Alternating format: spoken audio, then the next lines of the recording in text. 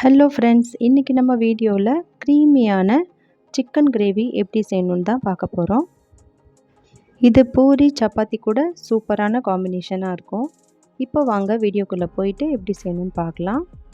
அதுக்கு நம்ம ஃபஸ்ட்டு ஒரு 3 மீடியம் சைஸ் வெங்காயம் நல்லா ஃபைனாக சாப் பண்ணி எடுத்துக்கலாம்.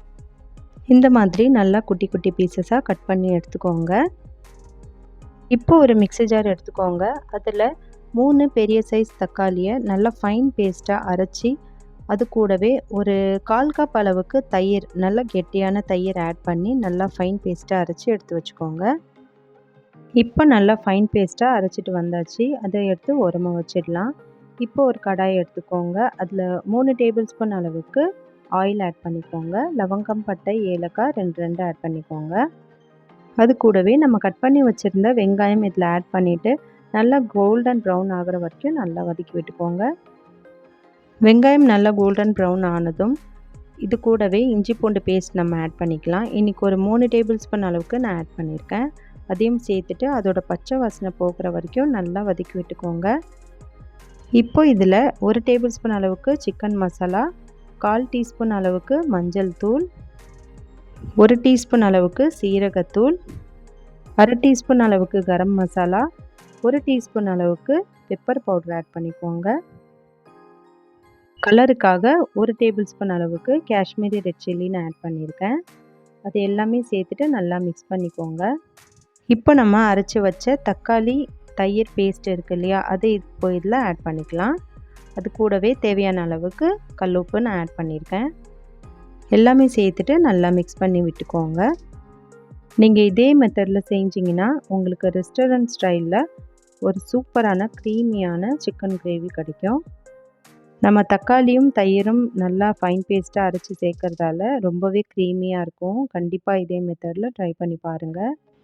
இப்போ இதில் நல்லா வாஷ் பண்ணி எடுத்து வச்சுருக்கிற 1/2 கிலோ சிக்கனை நான் இதில் ஆட் பண்ணியிருக்கேன்.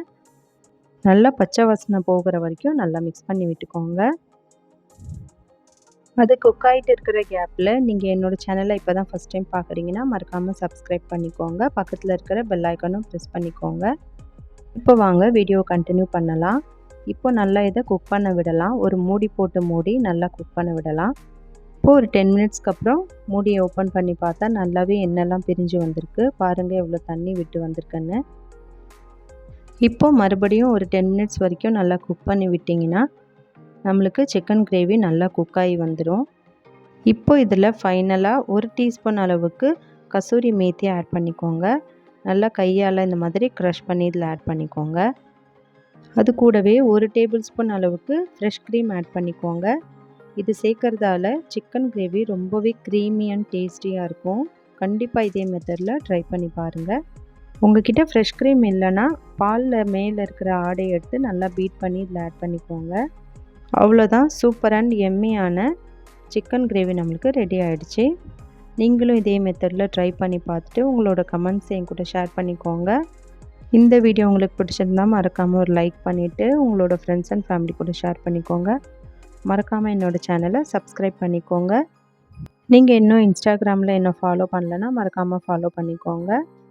லிங்க் டிஸ்கிரிப்ஷன் பாக்ஸில் கொடுக்குறேன். தேங்க்யூ.